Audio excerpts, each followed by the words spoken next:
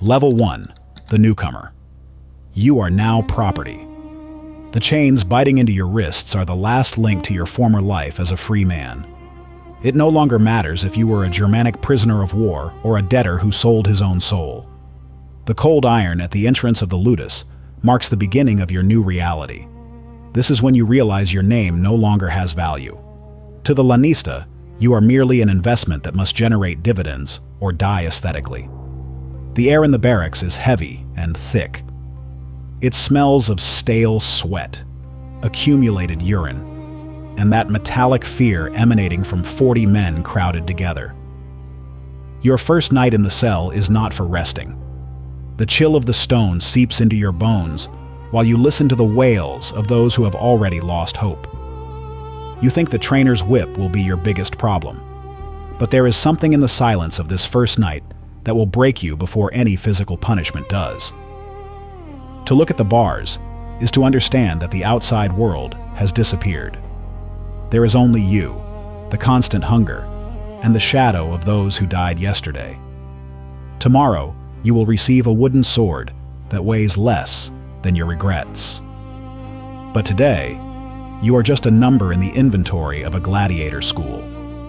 You think you can still escape this fate. You don't yet know that the mark they will sear onto your forehead will be the least of your stigmas. And you're just getting started. Level 2, the Apprentice. Your body no longer belongs to you. Now it is a weapon that the doctor must sharpen through pain and constant repetition. You hold the Rudies, that wooden sword that looks like a toy, but feels like lead after 6 hours of training under the sun. This is when you understand that everything was a lie. The glory you imagined is reduced to dust in your mouth, and rod strikes to your ribs. The doctor is a veteran whose body is covered in a map of scars. He doesn't teach you how to fight. He teaches you how not to die clumsily. You learn to move your feet in the loose sand. You learn that a second of hesitation means a blow that will leave you breathless for minutes. You are assigned a style based on your physique. If you are heavy and strong, you will be a murmillo, carrying a shield that looks like a bronze wall. If you are agile and fast, they give you the net and trident of the retiarius. The crowd will hate you for your lack of armor, but your life will depend on your speed. You eat barley mash and beans every day. They call you Barley Man, artificially fattened so that your wounds don't reach your vital organs. That layer of fat is your only real protection. It is the shield the lanista grants you so you can bleed longer before expiring. The doctor's beatings aren't out of malice. They are so your muscle memory reacts before your brain can process the fear. But the hunger for glory is not yet the worst part. The worst part is realizing that your cellmates are the very people you will have to murder. And this is when you understand that mercy is a luxury you cannot afford.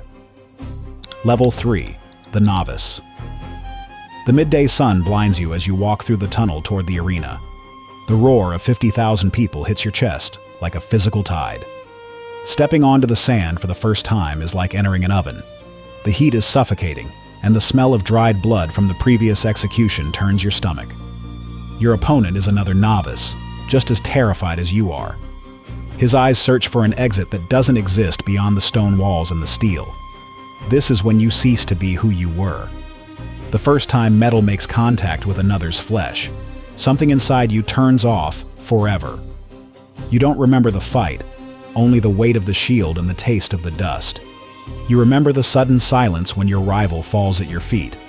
You look toward the editor's box and see thousands of thumbs in the air. They aren't looking for justice. They are looking for excitement, and you have delivered it. Surviving the first fight doesn't make you free. It only makes you a more valuable piece of merchandise that must be put to the test again in a few weeks.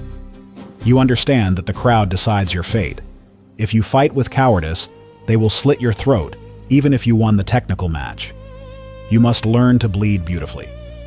You must learn that your life is the price for the entertainment of a plebeian class that doesn't even know your name. You think you've survived the hardest part. You don't yet know that the true hell begins when you actually start to matter to them. That first trace of blood on your hands never comes off. It will stay with you in every meal, in every dream, and in every victory you achieve. Now, you are entering the part that kills most. Level 4. The Veteran. You have survived 10 matches. Your body is now a chronicle of closed cuts and bones that creak every time the weather changes. You are no longer the frightened youth. You are a professional who studies the weaknesses of every combat style before stepping out into the sun. This is when you understand that the politics of the arena are more dangerous than Aretarius's trident. Not all matches are real. Some fights are fixed by gamblers. You are ordered to lose convincingly or to prolong your rival's suffering to provide a better show. You obey because your life is still the property of the Lanista. But now, you have privileges that novices can't even imagine in their dreams. You have wine at dinner, and women who pay fortunes just to touch your scarred skin. You are a celebrity in the slums of Rome. Your name is painted on the walls of the Appian Way. Children play with clay figurines trying to imitate your fighting stance. But that fame is a golden chain. The more they know you, the harder it is for the public to forgive a mistake or a show of weakness. You learn to read the roar of the stands. You know when they want a quick kill and when they need a drama that lasts until sunset. You become an actor of death, a technician of pain who knows exactly where to cut, so the wound is spectacular, but not lethal. You think prestige gives you security. In reality, it only puts a bigger target on your back for the young ones who want your spot. You don't know it yet, but this fame will haunt you long after you leave the arena. Level 5. The first of the Ludus. You have reached the top of your training school. You are the Primus Palus, the first pole, the warrior all the novices watch with a mix of envy and sacred terror. This is when you understand that excellence is not a gift, but a sentence of constant vigilance. You no longer sleep in a common cell. Now you have your own room, high-quality food, and the respect of the same guards who used to beat you. But the weight of the laurel wreath is colder than you imagined. Your owner, the Lanista, parades you at private banquets like a prize racehorse before senators and aristocrats thirsty for excitement. You feel the touch of silk robes and smell the most expensive perfumes in Rome. But do not forget that you are still a thing. You are a luxury object that only has value as long as it keeps winning spectacular matches. The pressure is stifling because now you cannot afford a mediocre fight. Every time you enter the arena, the crowd expects a miracle of steel, and you must deliver it to maintain your status. You think you have conquered the system because the wealthiest citizens pay to dine with you.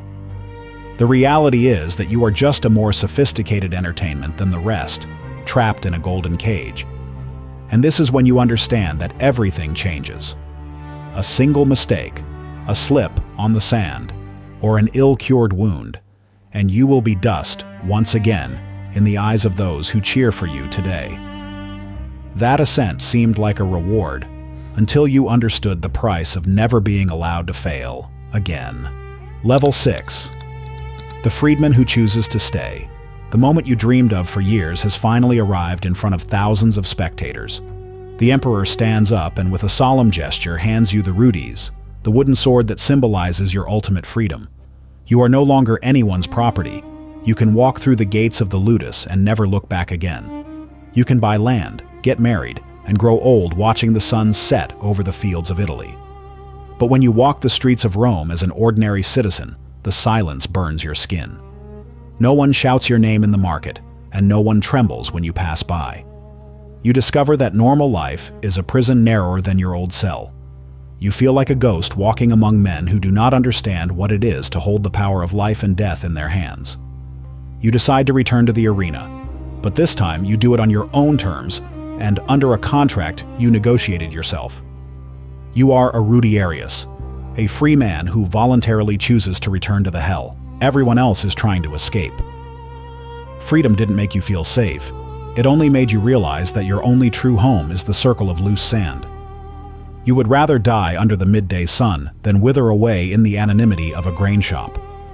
From the outside, it looks like madness, but from the inside, it feels like the only honest decision you've ever made. You don't yet know what's coming, but now you fight for something much greater than your own life. Level 7. The legend of the Colosseum.